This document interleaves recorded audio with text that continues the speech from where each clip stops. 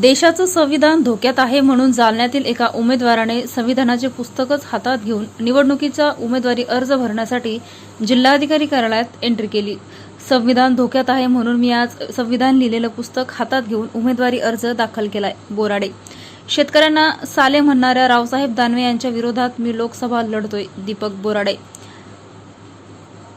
समनक जनता पार्टीच्या वतीने दीपक बोराडे यांनी जालना लोकसभेचा उमेदवारी अर्ज दाखल केला। देशाचं संविधान धोक्यात आहे म्हणून आपण संविधानाचं पुस्तक सोबत घेऊन उमेदवारी अर्ज भरत असल्याचं त्यांनी सांगितलं। जालना जिल्हाधिकारी कार्यालयात दीपक बोराडे यांनी देशाचं संविधान सोबत आणले आणि उमेदवारी अर्ज भरला।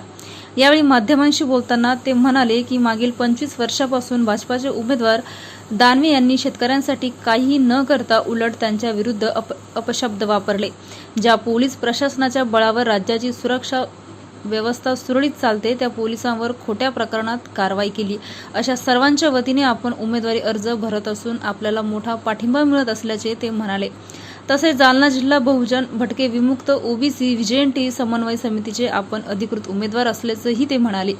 देशामध्ये भारताचे संविधान सर्वोपरी आहे, परंतु संविधान धोक्यात असल्यामुळे आपण संविधानाची प्रत सोबत घेऊन आलो असल्याचे बोराडे म्हणाले।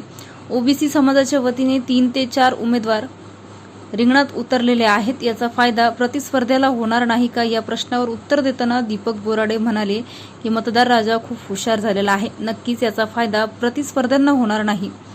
खरं काय खोटं काय हे जनतेला ठाऊक आहे। आपण 10 वर्षापासून चळवळीचे काम करत असल्यामुळे जनता नक्कीच माझ्या बाजूने असेल असे बोराडे यांनी म्हटलंय। संविधान धोक्यात आहे म्हणून मी आज संविधान लिहिलेलं पुस्तक हातात घेऊन उमेदवारी अर्ज दाखल केल्याचं बोराडे म्हणाले। शेतकऱ्यांना साले म्हणणाऱ्या रावसाहेब दानवे यांच्या विरोधात मी लोकसभा लढत असल्याचं बोराडे म्हणाले। रावसाहेब दानवे यांनी 2021 मध्ये संविधानिक पदाचा गैरवापर करून 5 पोलिसांचे निलंबन करत पोलिसांची प्रतिमा मलिन करण्याचं काम केलं।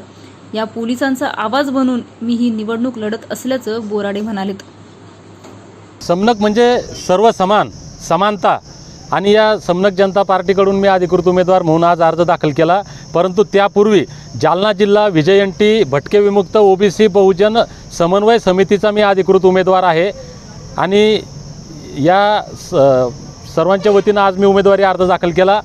ज्या देशामध्ये हे संविधान सर्वोपरी आहे पण हे संविधान धोक्यात आहे म्हणून मी संविधानाची प्रतिमा घेऊन या ठिकाणी कलेक्टर ऑफिसमध्ये प्रवेश केला होता।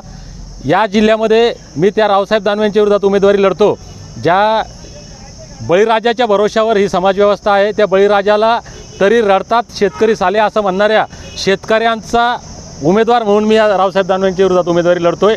ज्या पोलिसांच्या भरोशावर खाकीच्या भरोशावर या राज्यातील सुरक्षा समाजव्यवस्था टिकून आहे या पोलिसांचे प्रतिमा मलिन करण्याचं काम दानवेंनी 2021 मध्ये केलं। केंद्रीय मंत्री असताना स्वतःच्या लेटर पॅडवर संविधानिक पदाचा गैरवापर करून 5 पोलीसवाले सस्पेंड करून पोलिसांची प्रतिमा मलिन करण्याचं काम केलं। या पोलिसांचा आवाज बनून मी ही निवडणूक लढतोय। या जिल्ह्यामध्ये ओबीसीच्या भरोशावर हे भाजप सत्तेमध्ये आलं। रावसाहेब दानवे 5 वेळा खासदार झाले। या ओबीसीवर अन्याय होत असताना हे चूप आहे। ज्या धनगर समाजाच्या मतांच्या भरोशावर हे सत्तेमध्ये 25 वर्षापासून आहे। याच कलेक्टर ऑफिसमध्ये या धनगर समाजाचं आंदोलन झालं होतं। यांनी समाजाच्या विरोधात भूमिका घेतली।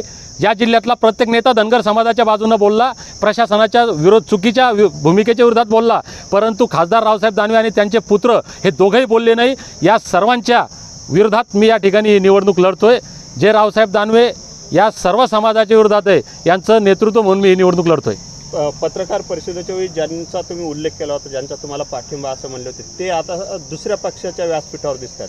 नाही, कोणत्या व्यासपीठावर दिसतंय आज दिसतंय, मतदान करताना कोणाला मतदान करतंय दिसत नाही। आणि मी खात्रीपूर्वक सांगतो की या जिल्ह्यातला प्रत्येक ओबीसी बहुजन बांधव की ज्यांना असं वाटतंय की आमच्यावर कुठेतरी अन्याय होतो आणि आमचा आवाज बनण्याचं काम दीपक बोराडे करतोय, तो प्रत्येक बांधव मला 100% मतदान करणार। 2014 मध्ये पहिल्या कॅबिनेटमध्ये धनगर आरक्षण देणार होते, मात्र आता निवडणुकीच्या काळामध्ये हायकोर्ट आणि तसं सुप्रीम कोर्टाने देखील स्पष्ट नकार दिलेला आहे। याकडे कसं बघता, कारण तुम्ही धनगर आरक्षणात सर्व सक्रिय आहात? निश्चितपणे या महाराष्ट्रातला 2 नंबरचा समाज हा धनगर समाज आहे। 2 नंबरची मतं धनगरांची आहे आणि धनगरांच्याच मतावर भाजप सत्तेमध्ये आलं हे मी म्हणत नाही, तर देवेंद्र फडणवीसांपासून मोदीपर्यंत सर्व नेते म्हणतात। परंतु पहिल्या कॅबिनेटमध्ये देतो म्हणणारे फडणवीस यांनी या समाजाची घोर फसवणूक केली, या पक्षानं घोर फसवणूक केली आणि त्यांच्या या फसवणुकीच्या विरोधात समाजाचा आवाज बनून मी या ठिकाणी ही निवडणूक लढतोय. तुमच्या विरोधात धनगर समाजाचाच उमेदवार उभा केला आहे का जाणून बुजून उभा केला आहे का? नाही, माझ्या विरोधात नाही आहे. मी चळवळीमध्ये काम करतोय आणि निश्चितपणे जे उमेदवार आहेत ते सुद्धा समाजाची भावना लक्षात घेऊन ते मला समर्थन करतील याची मला खात्री आहे. ओबीसी मधून 3-4 लोक उभे केलेले आहेत की रावसाहेब दानवे प्रणित तुम्ही निवडणूक लढता अशा प्रकारचा आरोप त्यांनी केला. ते पण ओबीसी कडनंच निवडणूक लढवतात. आता रावसाहेब दानवेच्याकडनं कोण आहे? चोराच्या मनात चांदणं. दीपक बोराडेचे आणि रावसाहेब दानवेचे काय संबंध आता हे सगळ्या जिल्ह्याला माहिती आहे. मी आज माझ्या डोक्यावर पिवळा फेटा आहे, या पिवळ्याला झोपवण्याची भाषा रावसाहेब दानवेंनी केली. मी त्यावेळेस जाहीर या ठिकाणी वक्तव्य केलं होतं, त्याचा या उमेदवारानं काही निषेध केला नाही. याच्यावरून कळते कोण कोणाचा उमेदवार आहे आणि कोण कोणाच्या विरोधात आहे. आता 3-4 जण ओबीसी मधून खडे उभे राहिलेले आहेत, ते मताचं विभाजन होणार आणि असतात ना. दानवे साहेबाला याचा फायदा होणार नाही. नाही नाही, दानवे साहेबांना फायदा अजिबात फायदा होत नाही आणि मताचं विभाजनही होत नाही. काय आहे ना, खरं खोटं ही जनता ओळखते.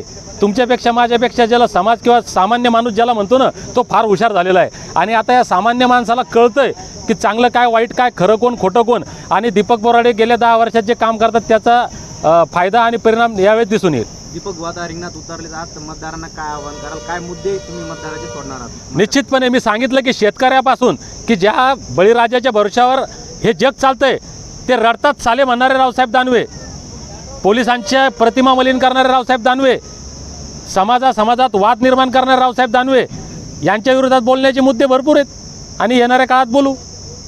कशी लढत असणार आहे? आता कल्याण काळे एकीकडे आहेत तर दुसरीकडे दानवे आहेत आणि आता वंचितनं देखील उमेदवार दिला आहे आणि तुम्ही समनकून लढतायत.